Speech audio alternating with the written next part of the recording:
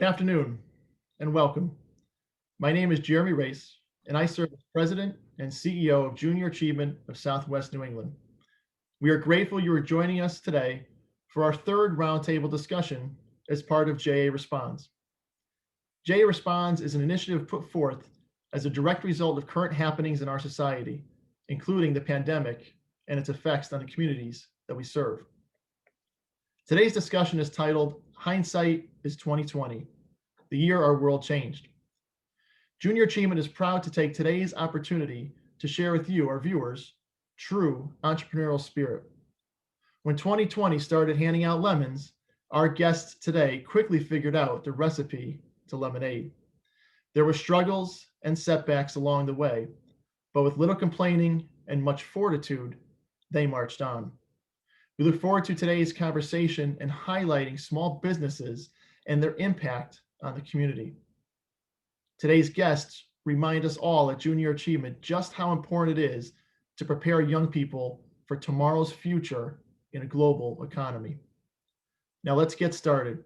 Ngazi Anaji, JA's Education Manager of Entrepreneurial Programs, will be the moderator of this roundtable. I trust you'll find today's discussion enlightening.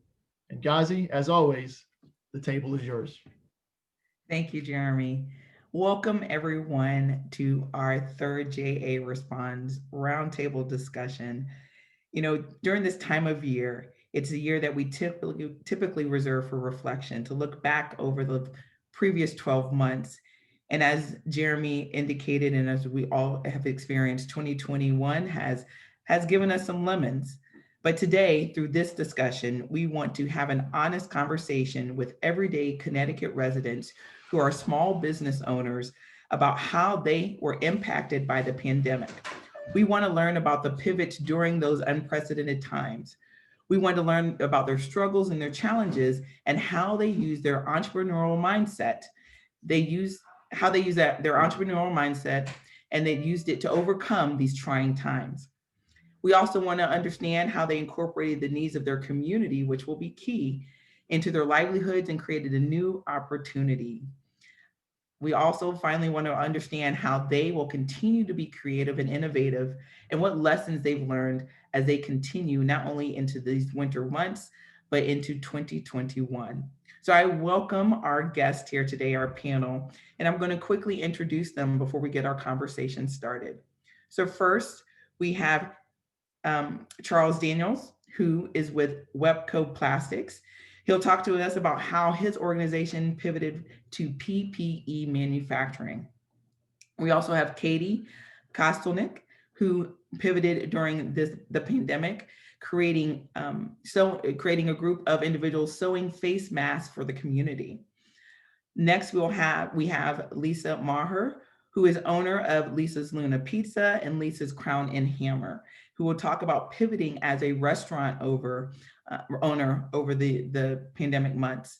And then finally, we have Sei Shu, who is a photographer who pivoted from doing private school photography to becoming a community photographer. Welcome, guests. Thank you for being here with us today. So in our discussions yesterday, as we kind of prepped for this and got ready for this discussion, I termed kind of our discussion and focused on this reference to pivot stories.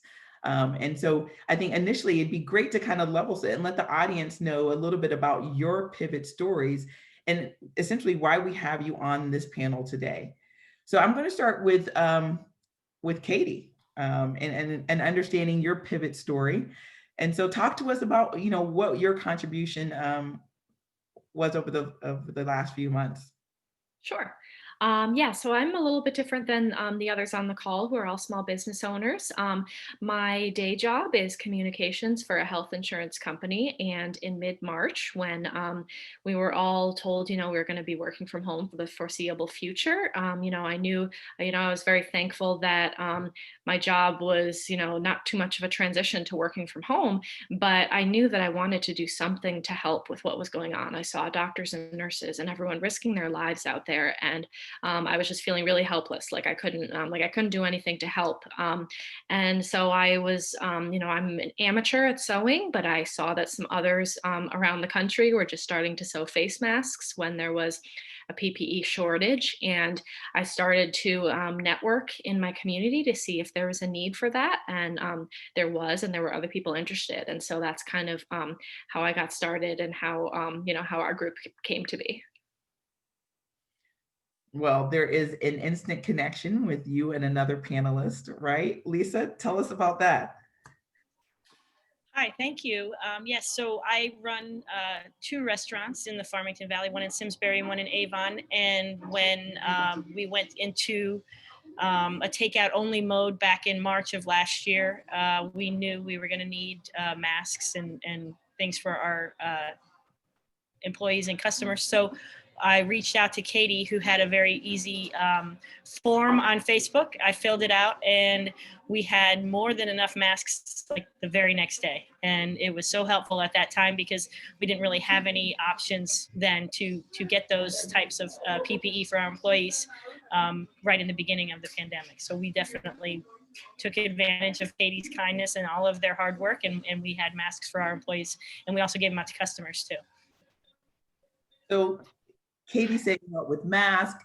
Talk to us about how you, through your restaurants and your establishments, were able to pivot during this time.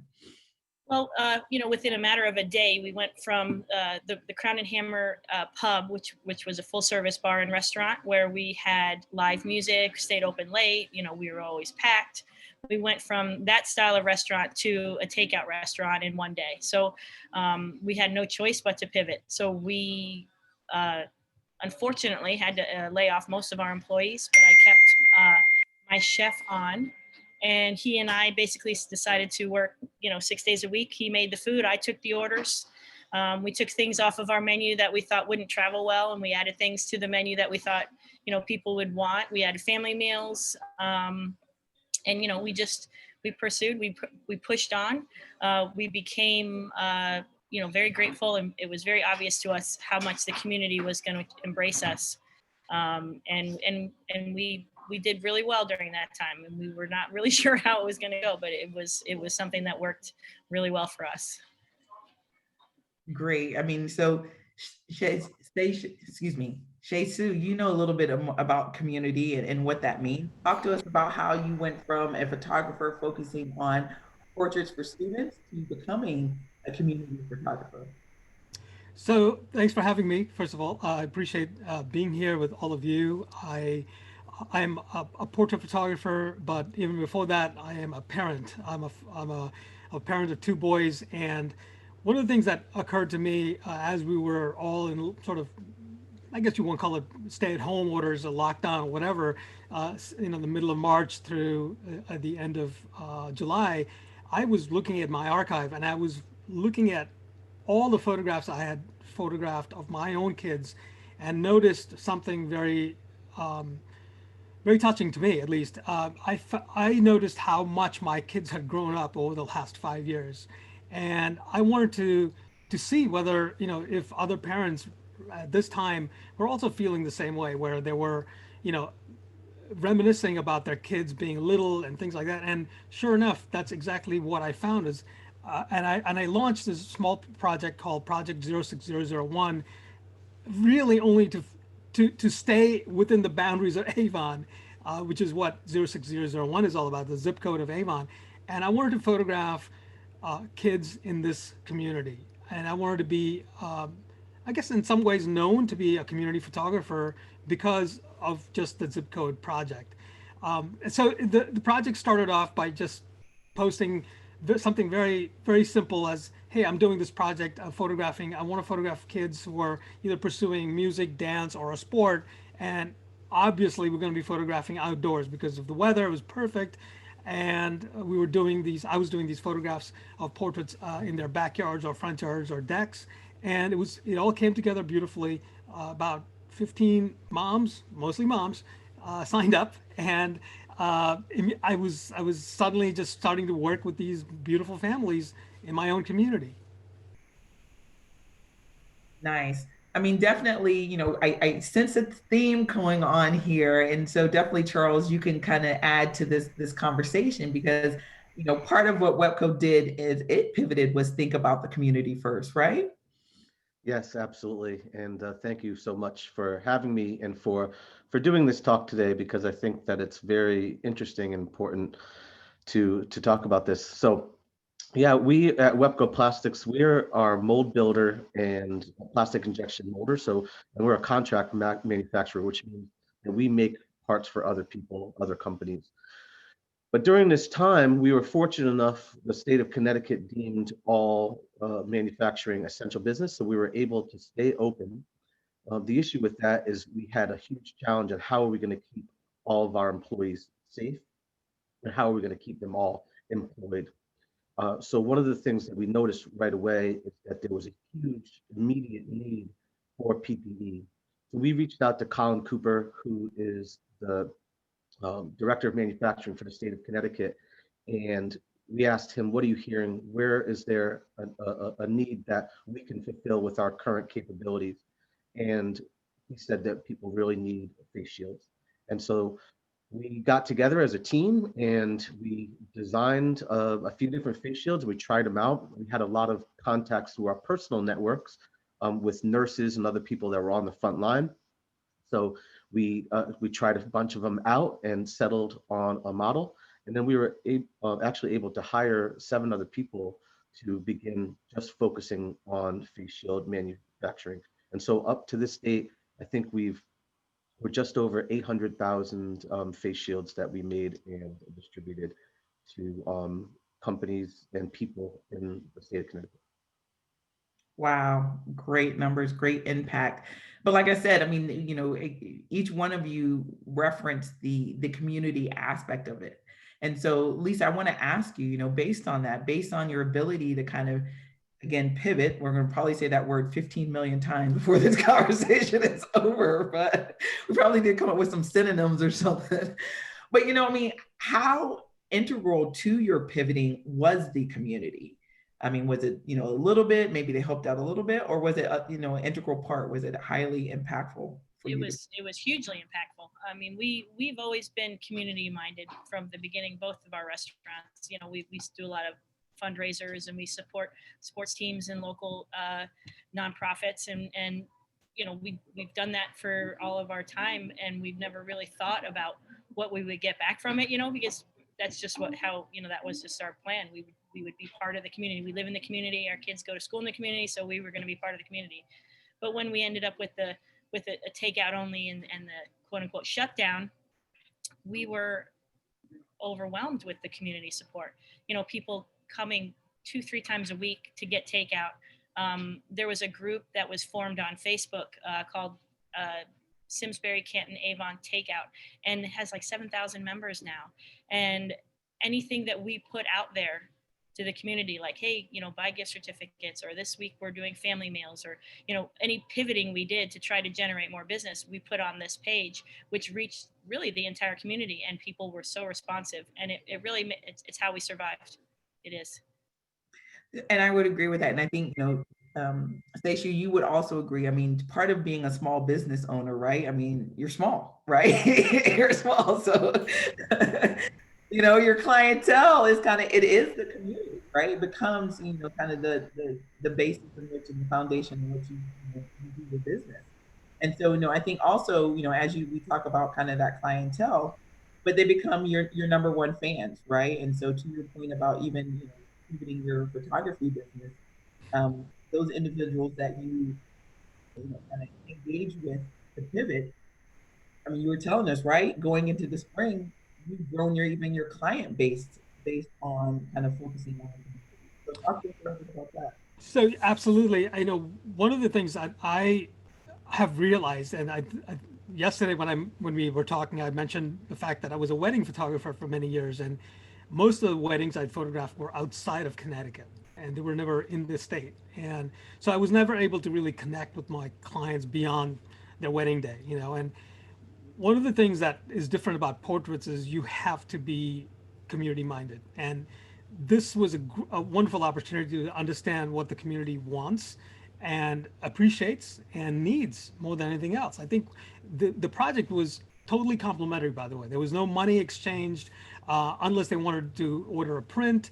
There was none of that. It was just sort of like me just spending about an hour with the kids, photographing, and then coming back home and posting something online. And we're going to talk about that a bit, but posting something that would, again, give the parents some idea that this is who their kids are. It was a celebration of the kids, right? And which parent does not want to do that, right? So I figured it would be a way for the community at large, and each parent, as they were had their kids photographed, they would tell other parents. So they were contacting me without me even having to do any outreach at all. And so this is how it sort of started to really to blossom. And I feel like I have gotten to know a lot more people now, and people I had never known before that live in my town and have amazing kids. I mean, these kids are truly amazing.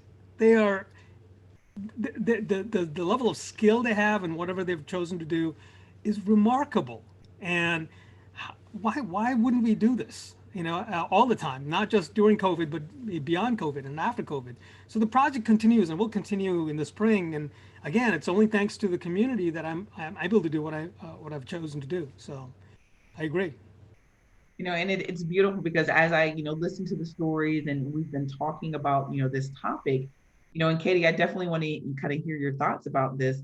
In a world where, we're the hustle and bustle of the day, right? I mean, you have a full-time job and, a lot of us have kids and we have other things we're involved with and right.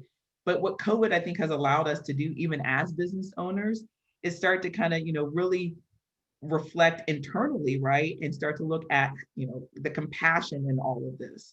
And so I think, based on your comments before, Katie, that's kind of where your idea around helping the community came from, the compassion that you had for your community. But now, what, 50,000 masks across the, where are you guys now? Where is that compassion led you to now? Yeah, so I think our latest, we may be over 55,000. We just had a couple 1,000 requests lately.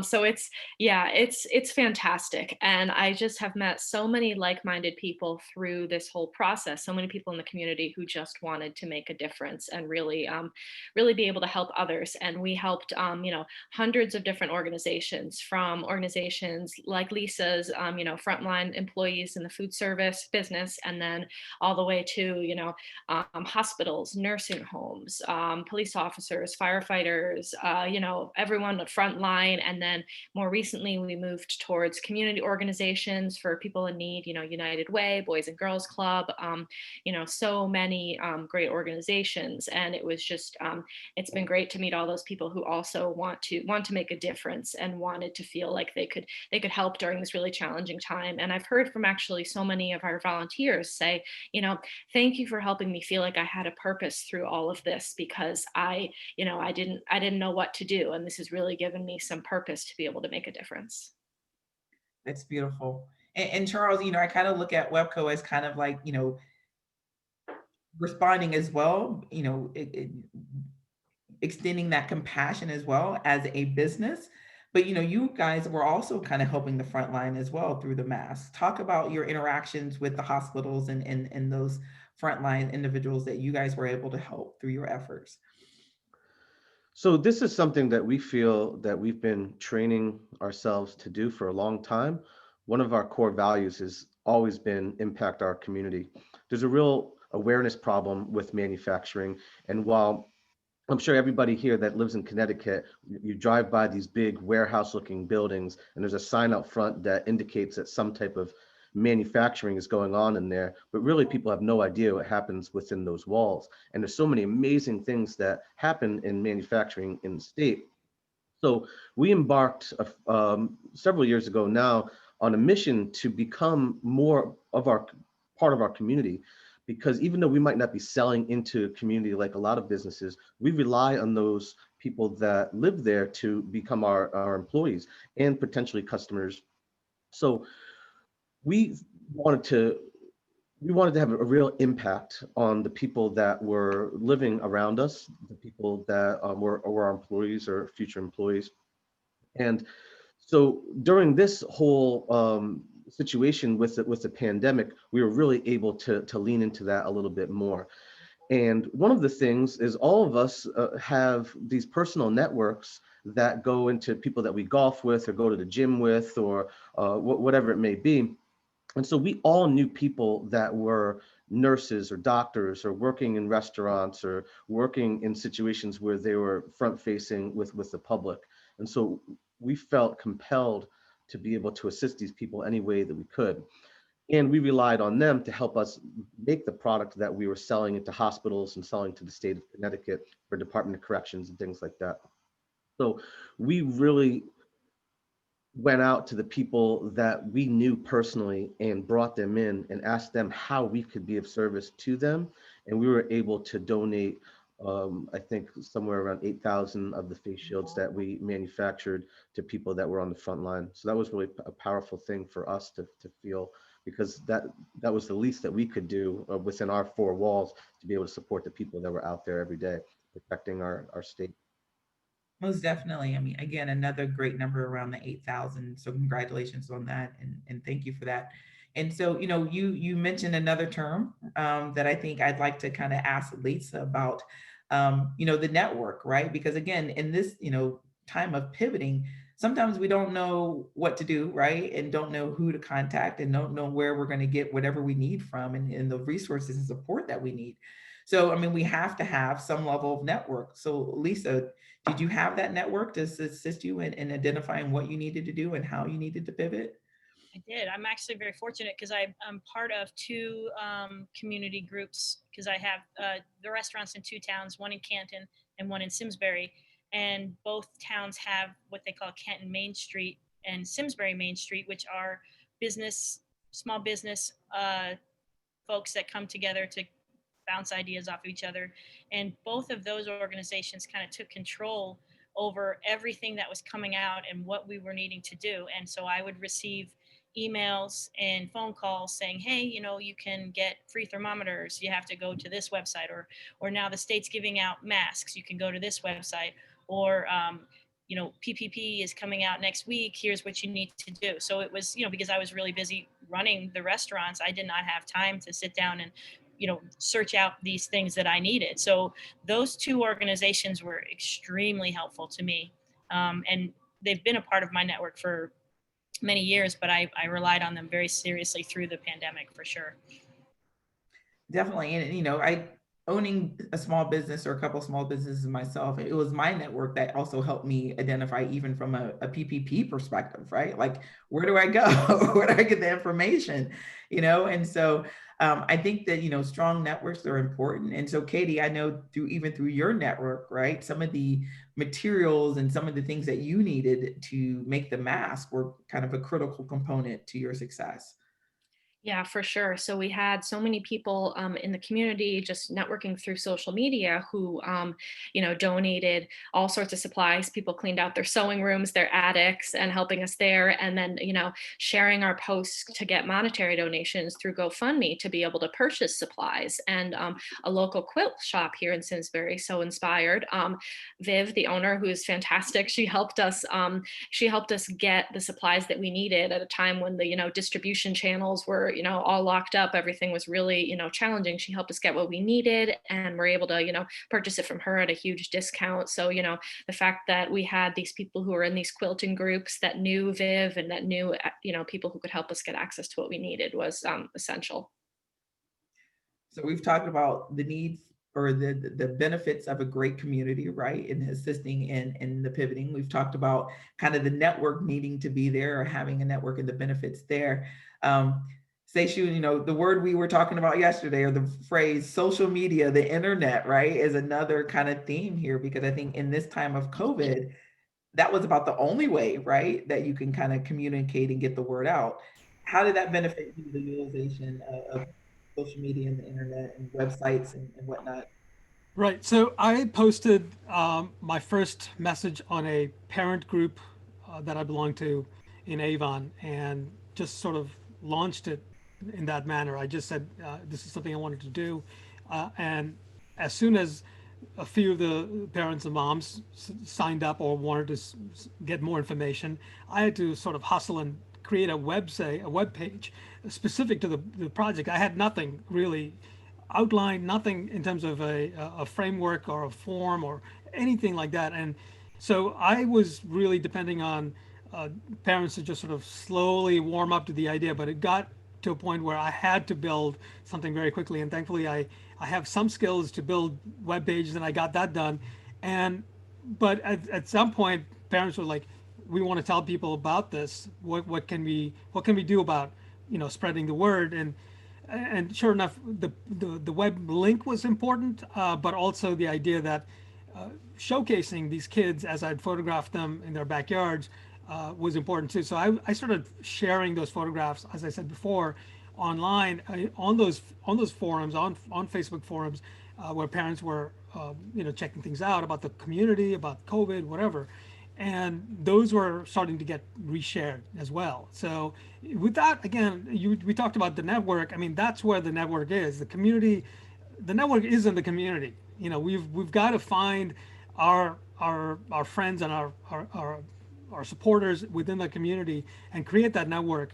And it's, again, as I say, I've learned so much for the last couple of months, just understanding that it's all here. The opportunities, the connections, everybody's here to help each other out. If you come at it with a good attitude, with not the what's in it for me attitude, people are willing to help. And I think everyone who will agree that we've all sort of done something that ultimately, yeah, sure, there's a small little benefit for our businesses, but we all reached out and said, how can we help first? I think that's the beauty about every one of you, like that's on the panel here is like, that's the recurring theme that I'm hearing is that think about how we can help other people first, and then see, like they come back to us and say, how can we help you? And so that's happening. I'm not going to rush it. I'm not going to force it. I feel like this is where this is the beauty about the network. It's like it is a slow sort of one-to-one kind of a process, and I'm really, really grateful to everybody who's raised their hand. You're going back to that point. You got to give to get, right? Yep, So I absolutely. totally total believer in that as well. And so as we continue the conversation around technology, Charles, I know, again, being a manufacturer, right? Technology is a big part of your business. Were there benefits for you around social media and the internet, or were there other technological advances that you were able to take advantage of in this time of pivot? Absolutely, social media. I feel that our social media game is pretty strong, and it has been for a while. So I mentioned before that we were training for this for a long time and preparing ourselves, even though we didn't know what we were preparing for. So over the years, we had built up a pretty good network on social media, and we wanted to be able to use that tool because it's very powerful as best we could to continue to get information out, to see what the needs were of the people that were in our community and to help however we could. So some of the things that we use social media for were we make a phone holder that we give away at trade shows and things like that. But with the switch to everybody is now using Zoom, where people didn't even know what it was a month or two before that, a lot of people were using their phone for this. We figured we would have a little contest. So what we did first was anybody that contacted us, if they wanted a phone holder, all they had to do was message us and we would send them phone holders. And then later down the road, we had a little bit of a contest. So show us a picture of you using your phone holder. And we gave away some gift cards and some face shields to people that participated in that. So another thing that we saw a need for was parents and teachers were struggling to fill up a day. And as a parent of 3, I felt that pain. So one of the things that we committed to do, and we did for the first 6 months until I think July or so, but for the first from February to July, we put out STEM and STEAM activities every day on all of our social media channels. Something fun and educational that parents could do with their students, older students could do by themselves, or if teachers wanted to send it out as part of their daily curriculum, they could. So As much of that type of things that we could do, we tried to reach out to local restaurants to see how we could help them. One of the things that we did is whenever we gave out gift cards, we would always give out gift cards to local restaurants to help support them, especially for our staff, because they were coming in every day and helping us to help everybody else. So the way that we would like to show our support is to give them gift cards to local restaurants so that they could in turn help to support their community. So just a few things. No, just a few things, right? But I loved how Webco kind of looked at different ways of leveraging social media and the internet to engage, your network, right? Your community. I have, and truth be told, right, I have 4 teenagers, so my social game kind of got leveled up as well. In this time, I learned things about TikTok I never even thought I knew, but. But with that being said, you bring up a good point about employees. And so, Lisa, I want to kind of turn to you. I mean, you had to lay off a large majority of your staff. Talk to us. Have you been able to rehire them in this, in your pivoting efforts, and to the extent that you've been successful in pivoting, how has that impacted your employee base at this? And that was really the hardest part about all of it was I have 2 restaurants. One is a pizza place, and that one fared pretty well. We didn't have to lay anybody off over there. We actually had to add staff because we just got really, really busy over there. But here at the Crown and Hammer, we had 4 bartenders, servers, dishwashers, sous chef, and we knew we weren't going to be able to generate the kind of revenue to pay the entire staff.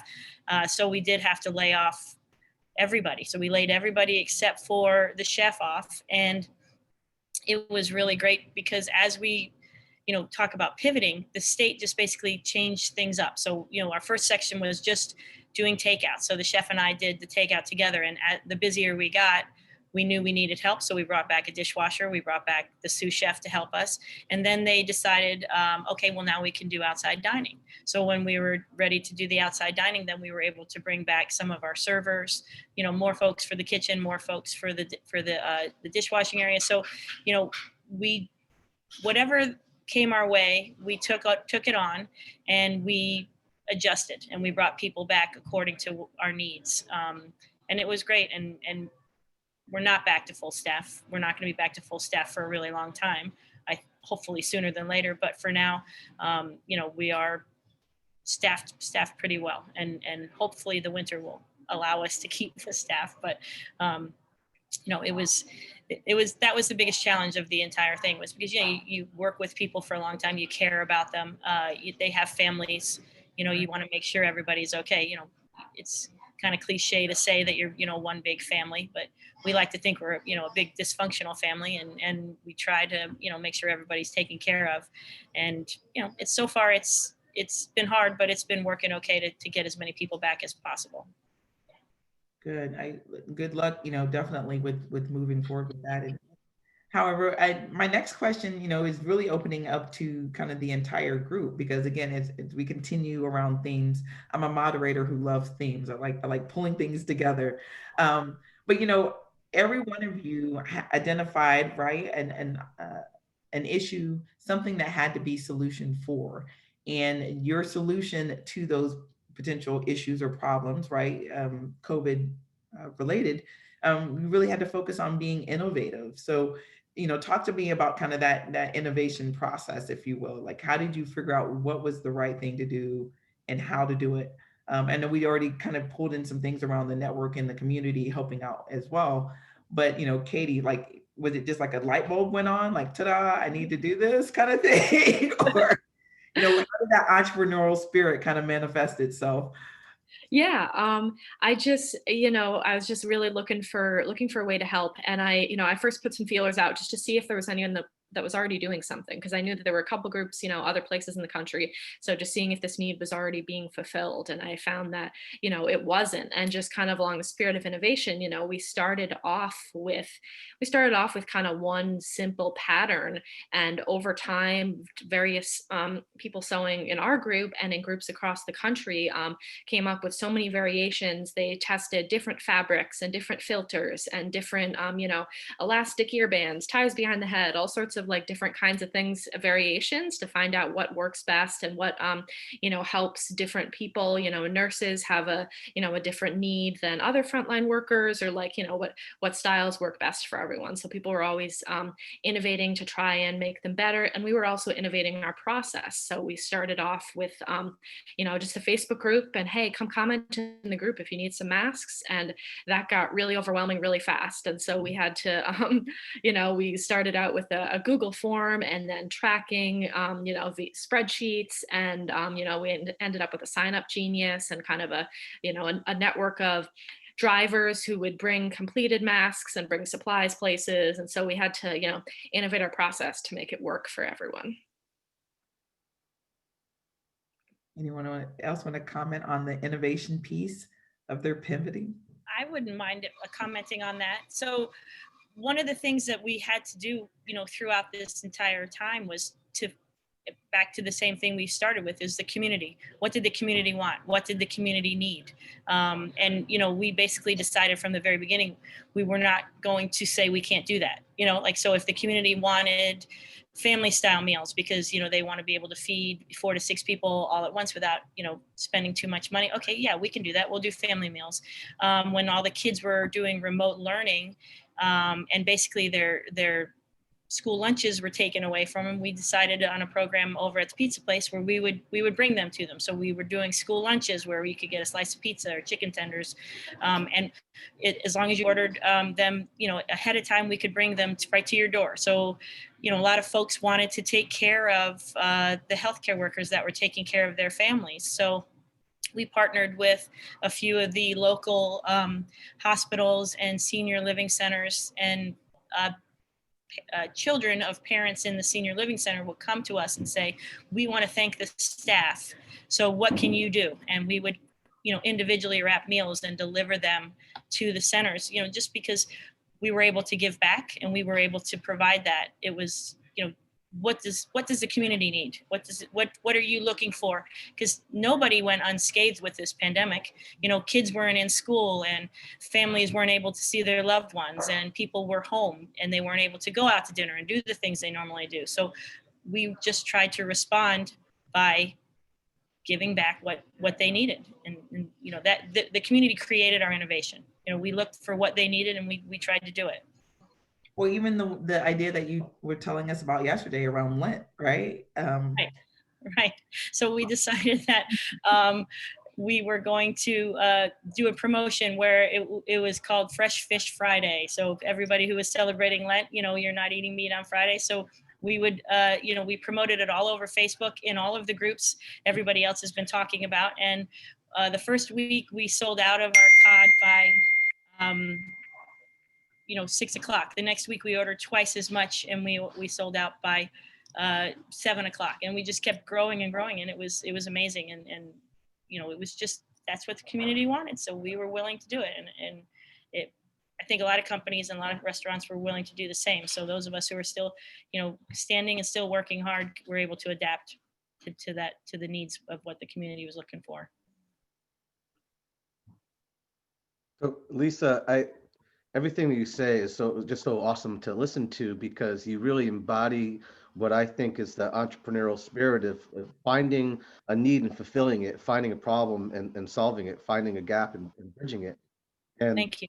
Yeah, I feel the same for you. You did the same thing. Yeah, no, it's just really cool to hear. So thank you. But at WEPCO, one of the issues that we had to do twice as much with half the staff, because one of the things we wanted to do operationally to keep people safe was separate them. We knew that was one way to keep people safe, is keeping them apart. So we took our first and second shift and we split them in half, and so they wouldn't see each other.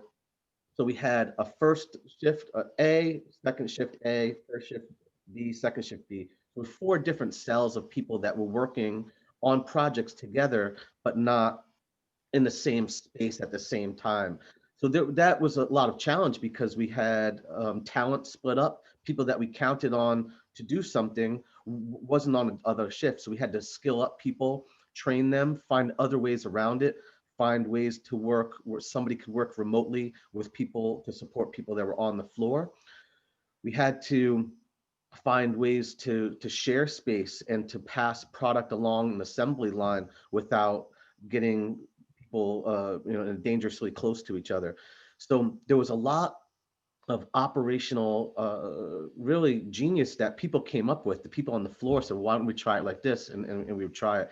And so much so that it's really revolutionized our operation, and so many of those improvements we've been able to adopt, and it'll just make us a better company going forward. And that's one of the things that I think was also nice about being in manufacturing, is if anybody listening has heard of lean concepts or things like Six Sigma, one of the other tenets that we believe in, our core values, is never stop improving. We are always looking to how can we make this better? How can we make this better? And so we were able to do that during this time, and it was just terrific, because I think it's really easy to get stuck in a way of like, well, no, this is how we do things, and we can't do it another way. But there is, and there's always a way to make something better. No, I like that, because I think innovation is not only about the products, right, externally, but what you innovate and the innovation that needs to occur internally. So thank you to speaking to that, Charles. Do you want to add anything? Yep, I see.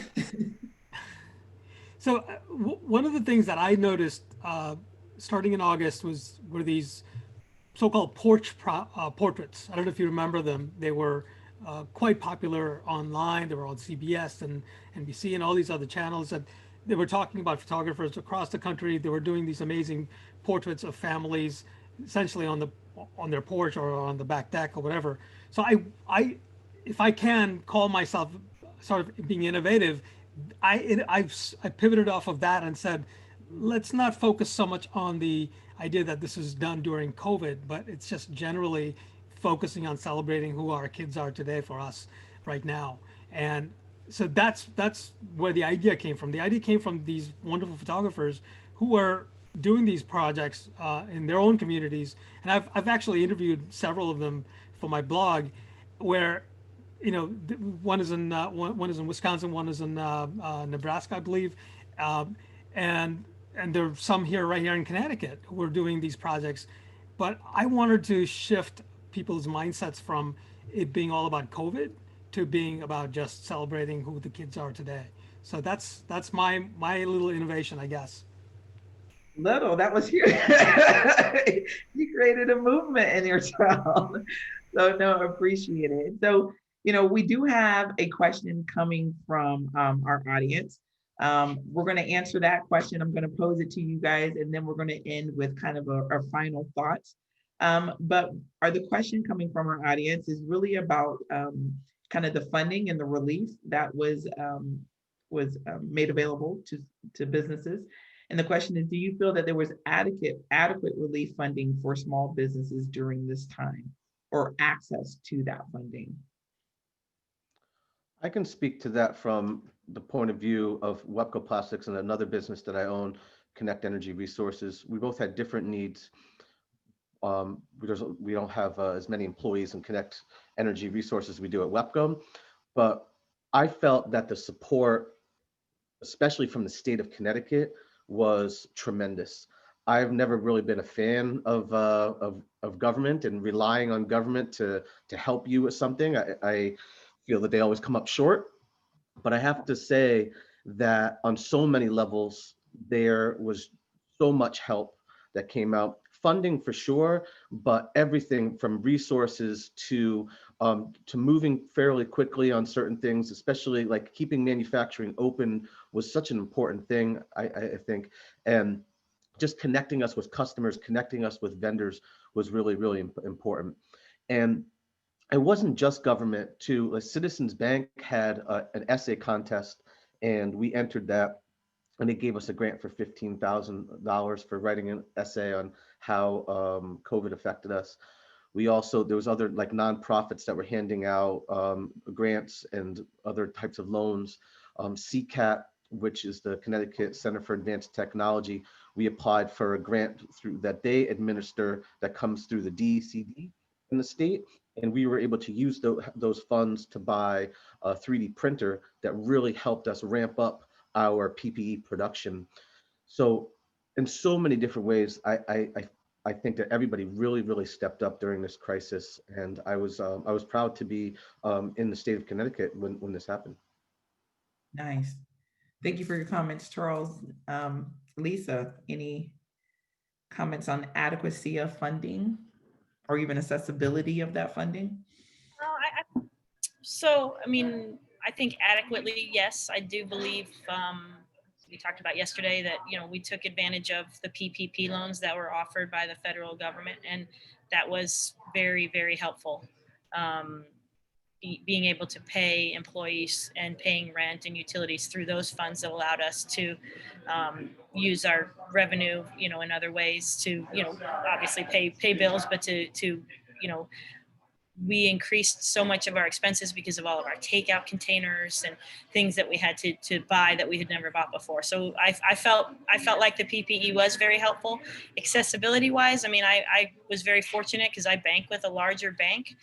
So I did get access to the funds. It was a rather easy process. I mean, it was stressful, of course, because you're hanging on by a thread and you're doing all you can, and you're just waiting to see if you're going to get the funding.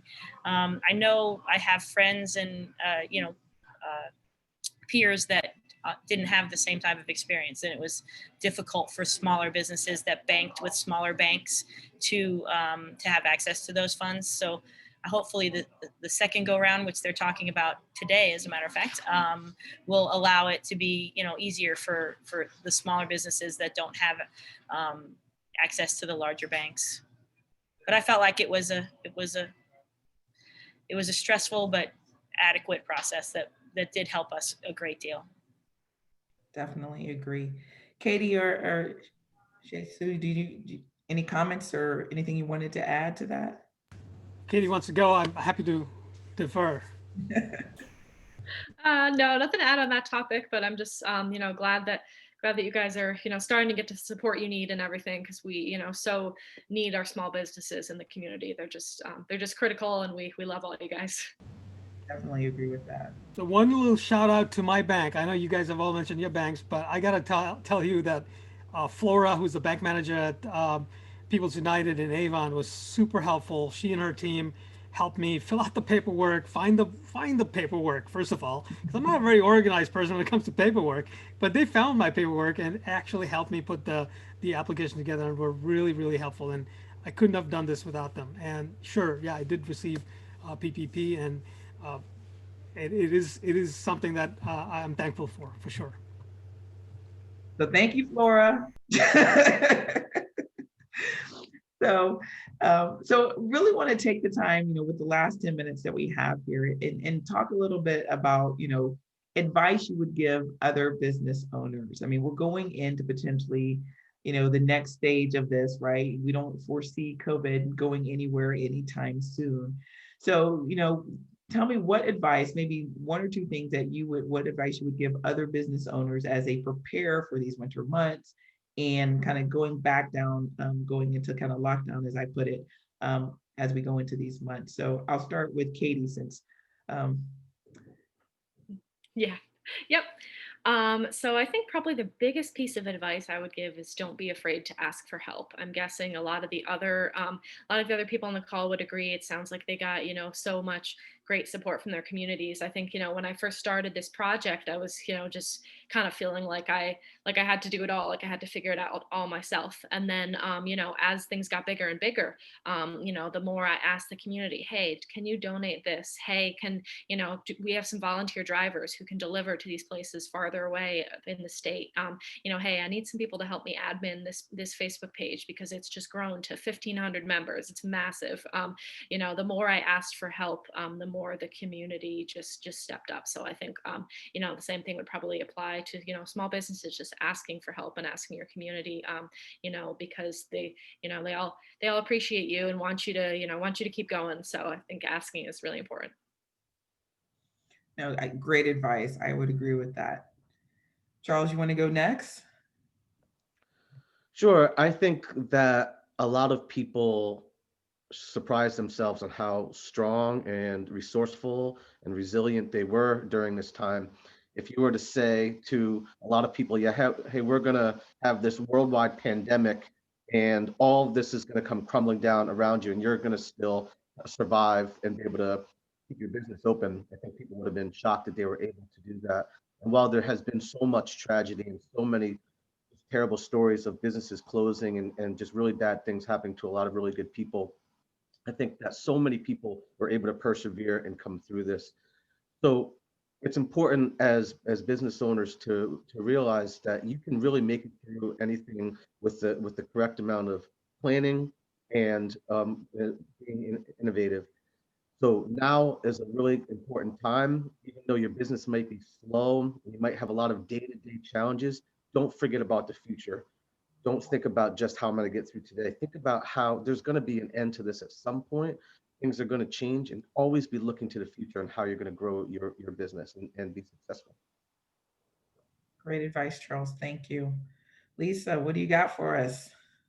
Well, that is great advice, Charles. We certainly have times where, thinking day to day is overtakes our mind and our daily business, but thinking to the future is very important. I would say my biggest piece of advice is to have an open mind. We've all been doing what we've been doing for a long time, and you get stuck into a mode of, well, this is how we do things. Well, you know what, we're not doing that way anymore because we have all of these new challenges ahead. So if pivot is always is a buzzword, but in order to pivot, you have to have an open mind. You have to be able to pursue other avenues, look at other ways of doing things, try to adapt to what is given to you on a daily basis. So I would say keep an open mind, and don't say we don't do that, or we can't do that, or we don't usually do that. Well, you know what? If you can do it, because that's what's going to get you going forward and to that future. So I would say that would be my biggest advice. Great, Lisa. All right, close us out. Hey, Sue. I'm going to say amen, Lisa, because that was on point. I was, as a creative, and among all the panel here, I probably consider myself the creative type, but I think everyone's creative. I think everyone has to be creative. Moving forward, thinking ahead, figure out exactly what you're going to be, what you'd like things to be like for you, and work backwards. Work backwards and figure out, I'm going to plan for the month of January to redesign a website or create a social media campaign or something to that effect, where you can get out and do something. The other thing I would say is do something. Don't just sit there thinking the world's crumbling around you. You have to step out of your shell. Even though I'm on this call, I'm a very introverted person. Honestly, I don't. Lisa knows this. It is important though to get out and meet people. Get out, and there's a wonderful comment that came through from Jennifer Smithberger. She went out and met her neighbors, and it's brilliant. Just get out there and meet people. 6 feet or more, of course. Wear a mask and just meet people. Find out about other people. Create your network. Create that community we talked about. Right? This is the time to do it, even in the wintertime. That's my advice. So. No, perfect. So I hope any business owners on the call, or even if you're not a business owner, I think these are still great advice items that we can take away as we go into 2021. As we continue in COVID, we have to think positively. So don't forget to ask for help. Don't forget to keep an open mind, but also think future tense. And remember, we're all creative at heart. So thank you so much, everyone, for being a part of our panel. Our discussion. Thank you to our panelists, Katie, Sue, Lisa, and Charles. It was a pleasure speaking with you today. We look forward to engaging with you in the future, and our audience, we look forward to you attending our next JA Responds Roundtable. Thank you, guys. Have a wonderful day. Thank you. Thank you very much. Thank you all. Good luck, everyone.